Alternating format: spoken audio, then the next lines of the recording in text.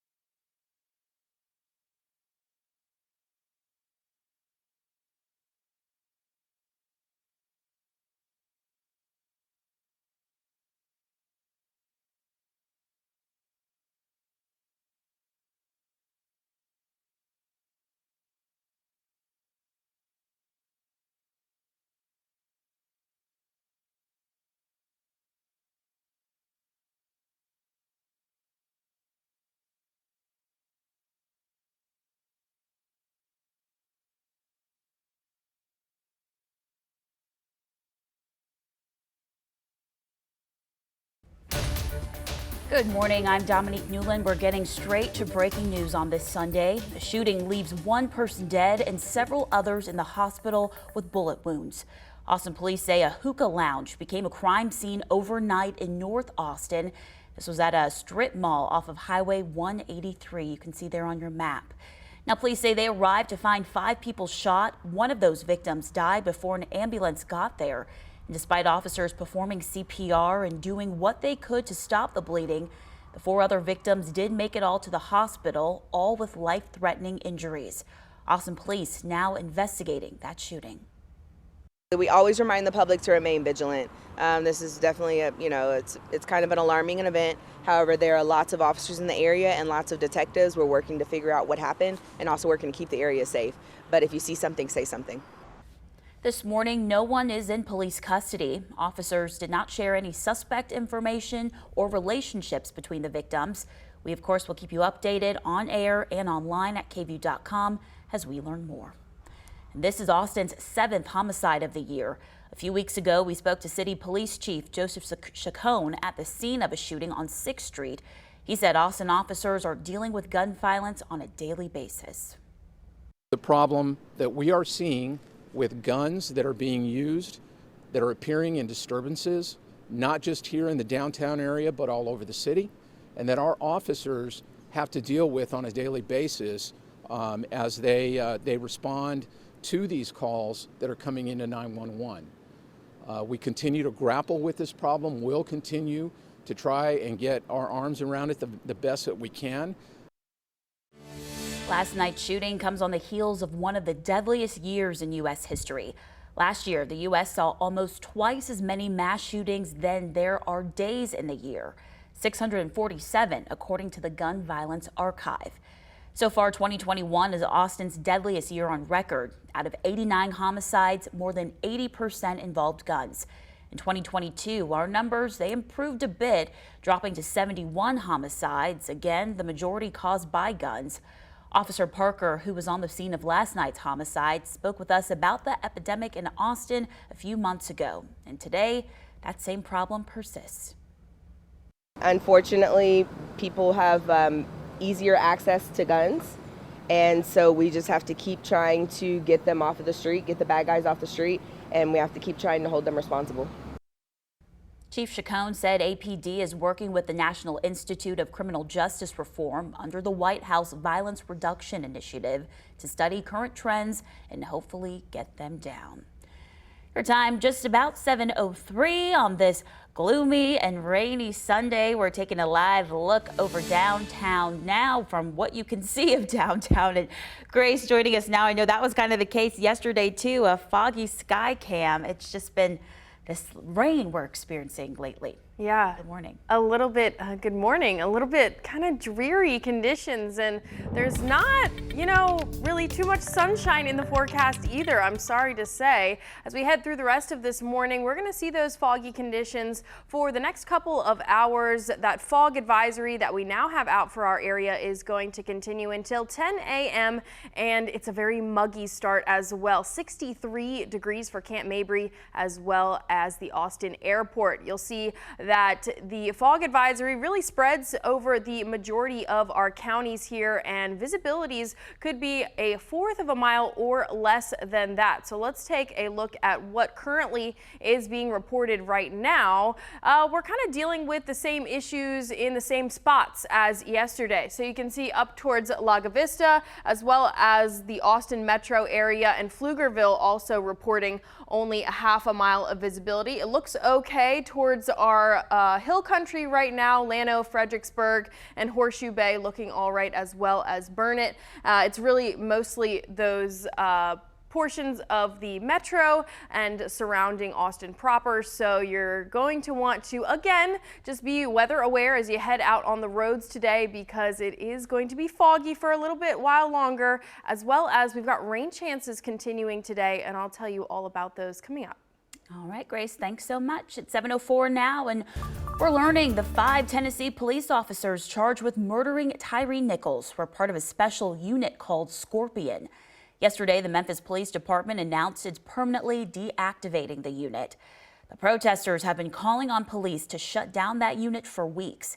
ABC's Justin Finch is in Memphis with the latest developments. Overnight, the Memphis Police Department taking new actions after the release of video showing the brutal beating of 29-year-old Tyre Nichols after a traffic stop. Police Chief C.J. Davis permanently disbanding the Scorpion unit, the specialized team on which the 5 former officers now facing second-degree murder and other charges in connection to Nichols' death served. The chief saying it came after listening to the Nichols family, the community, and uninvolved officers. Ahead of her decision, Davis explaining, the Scorpion unit was put together to add extra visibility in the community and also develop relationships with community members. Lawyers for the Nichols family also calling for the creation of Tyre's Law in Tennessee to require officers to intervene if they witness crimes being committed by a fellow officer. Get on the ground! All right, I'm on the ground. In the initial police statement, officers said they pulled Nichols over for alleged reckless driving. Officers seen here pulling open his car door before tackling him to the ground. Nichols wrestles free and runs towards his mother's house. Police catching up with him about 7 minutes later. The video showing officers holding him down, punching, kicking, and striking him with a baton. His mother's house was 100 yards away. When I heard that my son was calling my name and I wasn't there for him, that just hurt my heart. Across the nation, more protests calling for systemic police reform. Attorneys for Desmond Mills Jr. and Emmett Martin saying their clients intend to plead not guilty to all of the charges. ABC News reached out to Justin Smith, Tadarius Bean, and Demetrius Haley, but have not heard back. Those 5 former officers now facing murder charges will be arraigned next month. The Memphis mayor also saying the city is starting an outside independent review of his police department's training, policies, and specialized unit operations. Justin Finch, ABC News, Memphis. And ever since that video was released, donors from across the world have flocked to go to GoFundMe to support Nichols' family. It had about $82,000 in donations a few days ago and has now surged to more than $960,000. Nichols' mom says the money will go towards the cost of mental health services for her and her husband and to cover time off from their jobs. She says she also wants to build a memorial skate park for Nichols in honor of his love for skateboarding. Well, at home, a peaceful rally was held in support of Tyre and other victims of police brutality last night. KVUE's Isabella Bosco was on the Houston-Tillotson campus yesterday, speaking to protesters on what got them to come out and make a change. We will not continue the insanity. A sea of signs. A world where black people can actually be free. A solemn remembrance. Tyre Nichols, say his name. And a holding of hands. All a demonstration of a community fed up with unjust killings of black and brown people. How many more examples of modern day lynching do we actually need? At the hands of police. Let's get rid of this ill in our society. Why do we keep trying to reform and fix something that can't be fixed? Texans who are tired, weary, and have suffered, like Liz Gonzalez, who lost her son Alex after being killed by police over a road rage encounter 2 years ago. Earlier this week, Chief Chacon determined the officers involved would not face any discipline. Destroyed my family. They destroyed me.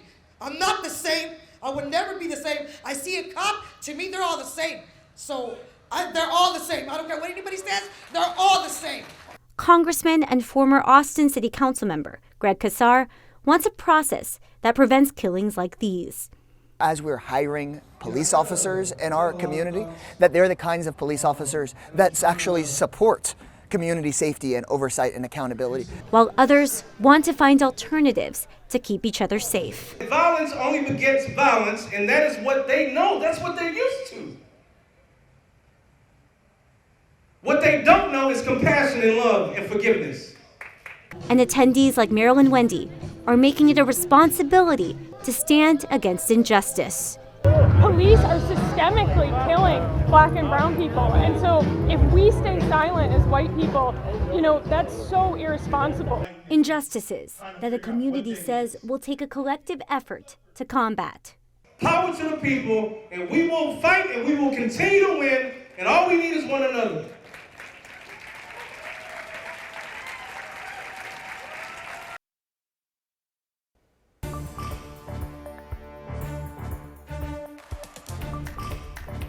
I had to stop after I watched that young man cry for his mother 3 times. For many Texans, that moment in the released video has hit too close to home. In downtown Dallas, community activists spent the afternoon and evening advocating on Nichols' behalf, including a group of skateboarders. They gathered for a small candlelight vigil to remember Nichols over their shared passion for skating. Others protested in the afternoon, saying they wanted to show Nichols some love, what he was robbed of in his last moments. Still ahead this morning, 2022, another deadly year on Austin roads. And new data shows your car's safety features may have some serious shortcomings. Plus, meet the Central Texas teen using her talents to showcase shelter animals. Right after this break.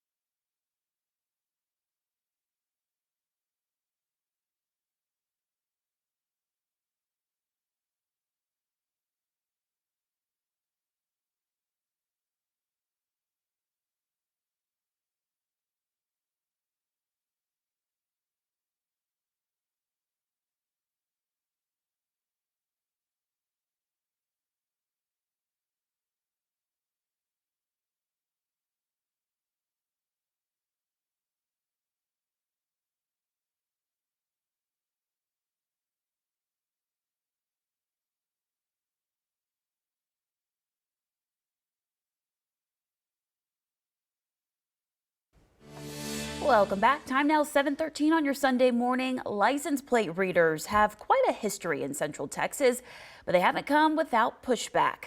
This week, the Austin Police Department is hosting a community input session to get a read on the public opinion and questions on the LPR policy in the city. Austin City Council decided to reinstate the police department's plate reader program back in September. Those cameras work by snapping photos of license plates and uploading them to a database. If the plate is linked to a car connected to a crime or open investigation, the system pings law enforcement. And that September approval means cameras would be installed on patrol cars, and the data from photos would be stored in a database only used for criminal investigations. Some social justice advocates have opposed the cameras, bringing up discrimination and privacy concerns if officers misuse the data. They say they're a violation of privacy and can't disproportionately affect minorities. The city of Jarrell is preparing to field more travelers. Tomorrow, Williamson County will break ground on a highway exit expansion project to accommodate more cars.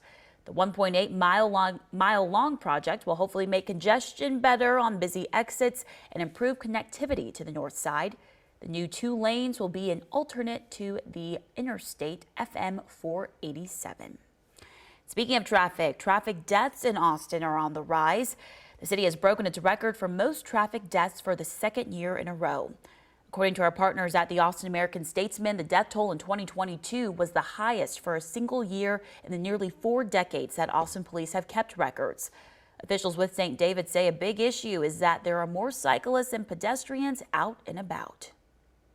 Cars have so many safety features now, and it's definitely not, and we can see by the data that it's not helping with saving our drivers and our pedestrians and our cyclists on the road. So it's really important to not use your safety features as a crutch, and making sure that you are paying attention and knowing that you are responsible for not only your life, but others people's lives when you're driving.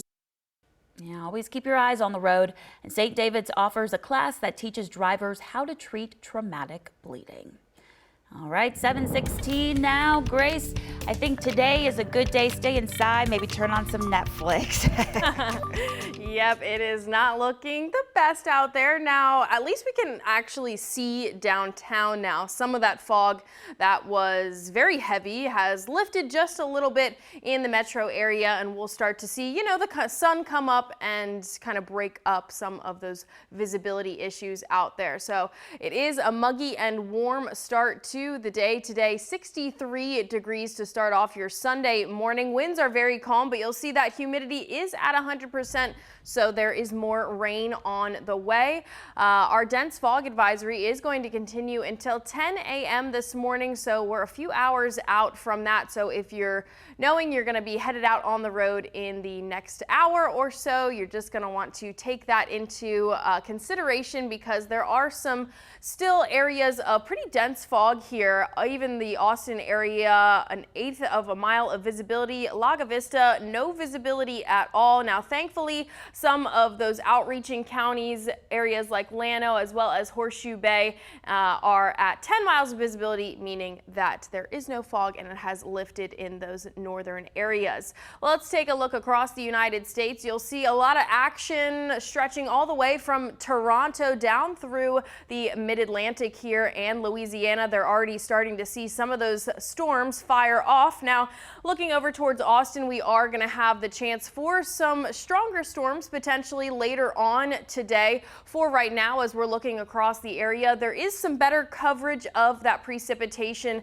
that we've been tracking since earlier this morning. As we head through the day, it looks like areas to the north and east are going to be the ones that potentially bring in some stronger storms or take advantage of the atmosphere and are able to potentially see a severe storm. And with that, the impacts will be some damaging gusts, the possibility of a tornado, and we do have the possibility of some hail as well. So we're in that marginal risk for areas or eastern areas of Austin. Not sure why it's not showing up right now, but let's take a look into this morning. By 9:30 a.m., we're still going to see very widespread coverage of that precipitation. And as you can see, a lot of those storms are going to be firing off to the eastern edge or east of I-35 today. Now heading overnight, it's going to be much cooler, dropping down into the upper 30s as well as the lower 40s because all that rain is a cold front. And then we still have some more rain chances heading into our day on Monday. It's going to be a very wet week across the area. Now that means mold is probably going to be high for much of the week here.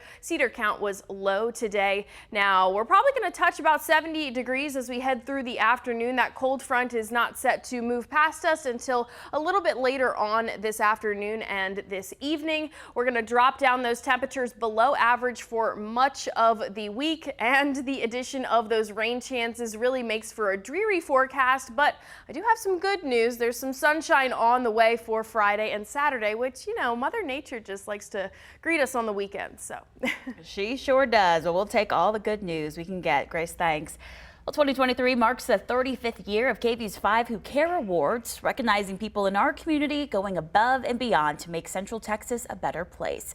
And this month on Weekend Daybreak, we're highlighting our 2022 winners, continuing this morning with art student Zoe Kearns.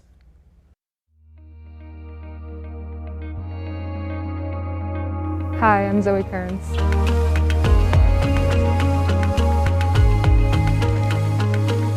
I'm 16, I go to McCallum High School, and I'm an art major. This project is basically drawing people's animals for $20, and the Art Society at McCallum gets around 2 to 3 community service hours, and then Austin Pets Alive gets all of the profits off of the pictures. We came up with this idea to basically raise money for Austin Pets Alive, but also benefit the Art Society as well. I just like Austin Pets Alive a lot. I adopted my dog there, one of my dogs. We had 20 slots open, so we were taking 20 requests, and they all filled up within one day. Turned out really well, and there's a lot of people that are already waiting for pets. I think it would definitely be a good thing to do next year too. Nominations are open now for our 2023 awards, so if you know someone extraordinary making a difference in Central Texas, you can nominate them at KVUE.com/5whocare. Still ahead, yesterday's citywide count could help address the homelessness crisis in Austin. Solutions needed now more than ever, as a local salon owner says people who camp out by her business have smashed her windows and threatened her clients. Stay with us.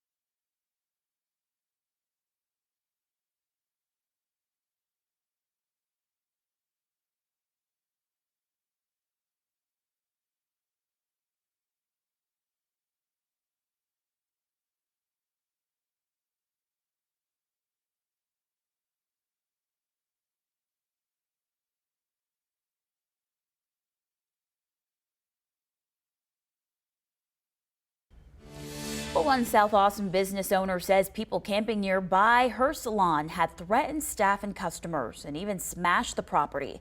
As they told our Darnisha Heron, they sometimes have to barricade themselves inside while they wait for police. I wanted to still have a heartbeat in South Austin and kind of keep Old Austin alive. So in 2019, Laura North opened Headspace Salon and Co-op, making sure the inside embodied the warmth of Austin. But it's what's outside the business that North has grown cold toward. We have men hiding in the bushes waiting for us to leave work at night. We've been threatened with rape, with murder. There's a large homeless camp next to the salon, tents scattered under the highway near Ben White Boulevard and Pack Saddle Pass. North says some of the people living there have gotten extremely aggressive. He took giant rocks and smashed